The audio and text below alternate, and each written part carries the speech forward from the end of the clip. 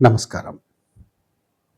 மகாபாரதத்தில் சாந்தி பருவத்தில் மோட்ச தர்மத்தை சேவித்துக் கொண்டிருக்கின்றோம். இன்று நாம் சேவிக்கும் இந்த அத்தியாயத்தில் ஞானம் மோட்ச சாதனம் என்பதையும் அதை அடையும் வகையையும் பற்றி இந்திரனுக்கும் பிரகலாதனுக்கும் நடந்த சம்பாஷணை குறித்து தான் சேவிக்க இருக்கின்றோம். யுதிஷ்டிரர் பீஷ்மாச்சாரியரை பார்த்து, இந்த உலகில் சுபமானாலும் அசுபமானாலும் கர்மம் என்பது மனிதனை பயனுடன் சேரும்படி செய்கிறது. அந்த கர்மத்திற்கு மனிதன் உண்மையில் கர்த்தாவாகின்றானா அல்லது இல்லையா என்பது என்னுடைய சந்தேகம். இதை உண்மையாக உம்மிடத்திலிருந்து கேட்க விரும்புகின்றேன் என்று கேட்க பீஷ்மர் அதற்கு பதில் சொல்ல ஆரம்பித்தார். யுதிஷ்டிரா, இந்த விஷயத்திலும் பிரகலாதருக்கும் இந்திரனுக்கும் நடந்த சம்பாஷணையான பழைய இந்த இதிகாசத்தை உதாகரிக்கிறார்கள்.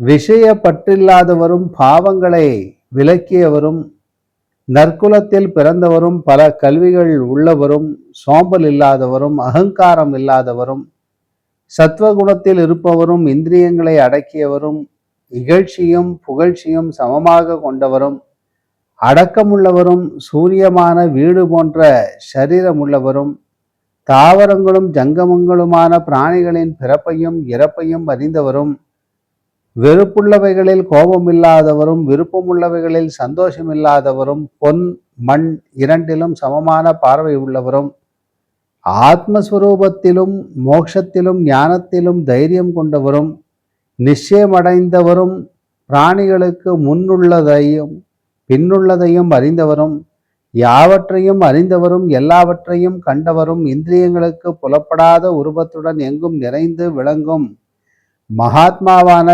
ஸ்ரீ கிருஷ்ணரிடம் மனத்தை நன்கு செலுத்தினவரும் எல்லா பிராணிகளுக்கும் பிரியத்தை செய்கிறவரும் பாகவதரும் பக்தி உள்ளவரும் எப்பொழுதும் நாராயணரை மிக மேலாக கொண்டவரும் பரமாத்மாவை தியானம் செய்கிறவரும் ஹிரண்யகசிபுவின் புத்திரரும் இந்திரியங்களை அடக்கினவரும் ஒருவரும் இல்லாத இடத்தில் உட்கார்ந்திருப்பவருமான பிரகலாதரிடம் சென்று அவர் புத்தியை அறிய வேண்டும் என்ற விருப்பம் கொண்ட இந்திரன் இவ்வாறு சொல்ல தொடங்கினான்.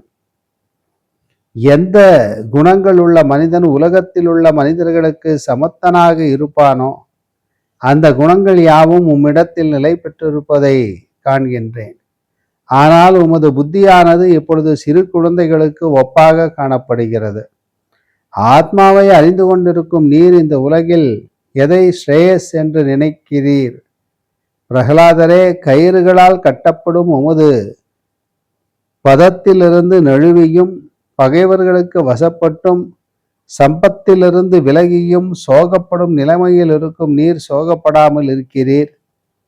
திதியின் வம்சத்தில் பிறந்த பிரகலாதரே, நல்ல அறிவை அடைந்ததாலோ அல்லது தைரியம் உள்ளவராய் இருப்பதாலோ உமக்குள்ள கஷ்டத்தை கண்டும் துக்கம் இல்லாதவராய் இருக்கிறீர் என்று கேட்டார். இவ்வாறு அந்த இந்திரனால் கேட்கப்பட்டவரும் தீரரும் நிச்சயமுள்ளவருமான பிரகலாதர் மென்மையான சொல்லால் தம்முடைய புத்தியை நன்கு வெளியிட்டு பேச ஆரம்பித்தார். பிராணிகள் உள்ள பிரவர்த்தியையும் நிவர்த்தியையும் அறியாதவனுக்கு அவிவேகத்தால் தடை உண்டாகும். அவற்றை அறிந்தவனுக்கு தடை உண்டாவது இல்லை.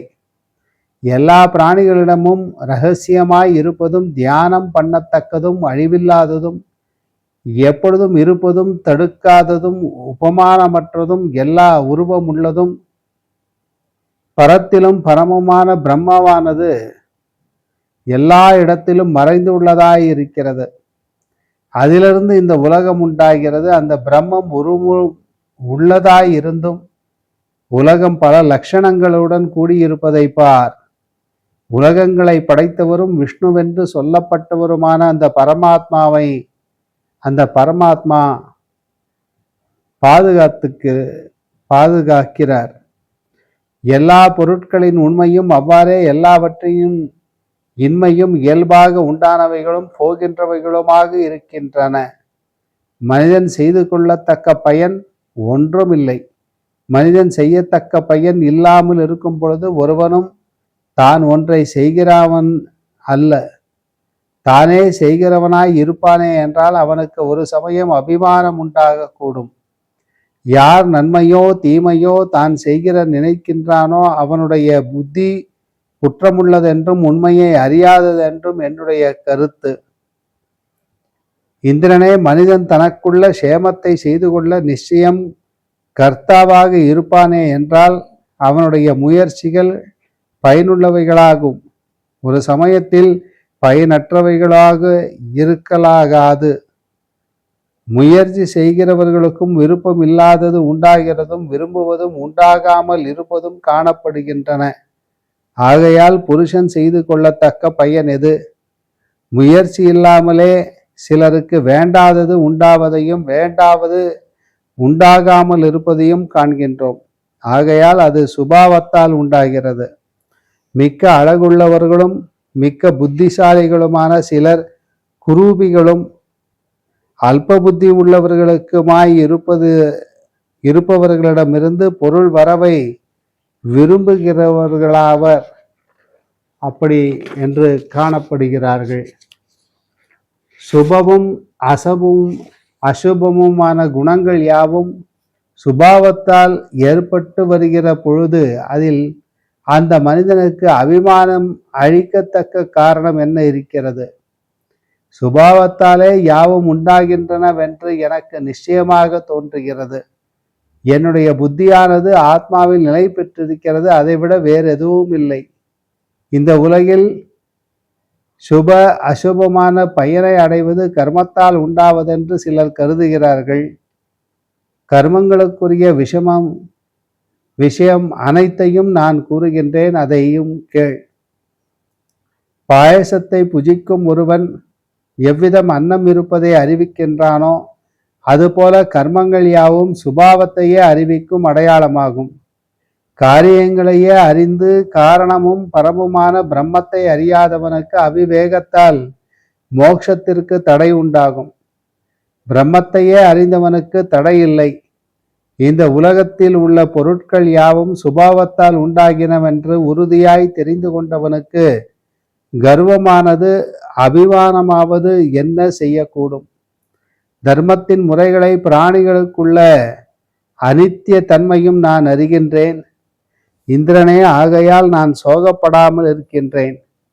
இந்த உலகம் அனைத்துமே முடிவுள்ளதாகும்.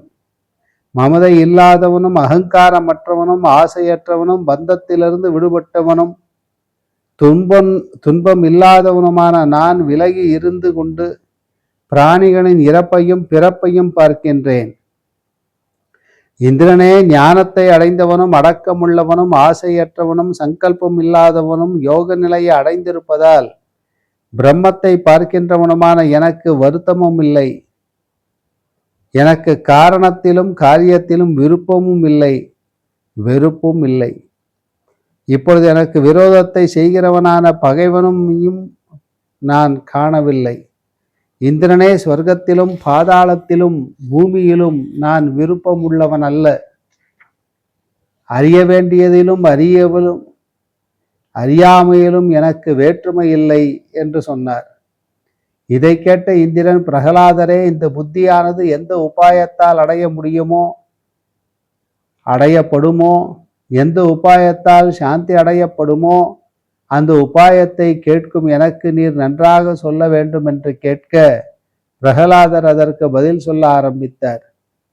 இந்திரனே, ருஜுவாய் இருப்பதாலும் அஜாக்கிரதையாய் இல்லாதிருப்பதாலும் மனத்தை தெளிவினாலும் புத்தி உள்ளவனாய் இருப்பதாலும் ஆச்சாரியர்களுக்கு செய்யும் பணிவிடையாலும் மனிதன் பெருமையை அடைவான். சுபாவத்தால் நல்ல புத்தியை அடைகின்றான், சுபாவத்தால் சாந்தியை அடைகின்றான். எதையெல்லாம் பார்க்கிறானோ அவை யாவும் சுபாவத்தாலேயே உண்டாகின்றன. துறவியானவன் வேற்றுமையை அறிய மாட்டான்.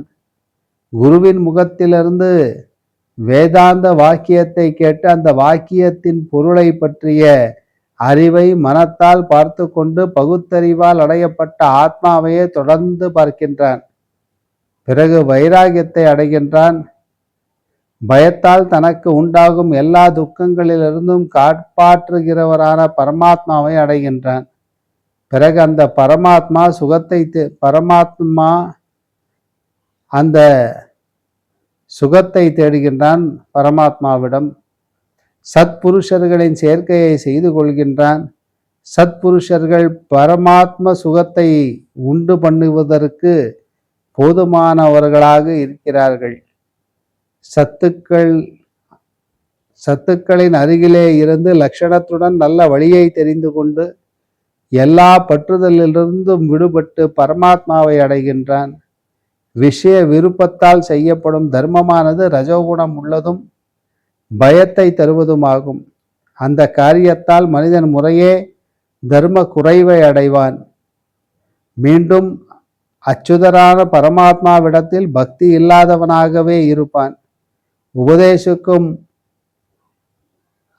ஆசிரியரிடத்திலும் நிலையற்றவனாகவே விடுபட்டு செல்வான். எப்பொழுதும் இவனுக்கு கருவிகளுக்கு புலப்படும் விஷயத்தில் பிரீத்தி உண்டாகும். சம்சாரத்திலும் பிரீத்தி உண்டாகும். எப்பொழுதும் அறிவில்லமையால் அவனுக்கு ஆத்மாவை சித்தி பெறாது பித்தனுடைய நிலையில் உள்ளவனாய் இருப்பான். கிரமமாய் இவ்வாறு செல்வான். எப்பொழுதும் அசுத்தி வரும். எல்லா இடத்திலும் சாந்தி உண்டாகாது. விஷயத்தை பற்றி செல்லும் இவனுக்கு மோட்சத்தில் விருப்பம் உண்டாகாது என்று பீஷ்மர் சொல்லிக் கொண்டிருக்கிறார். இன்னும் தொடர்ந்து பேசுகிறார். என்ன சொல்கிறார் என்பதை நாளை நாம் சந்திக்கும் போது சேவிக்கலாம். நமஸ்காரம்.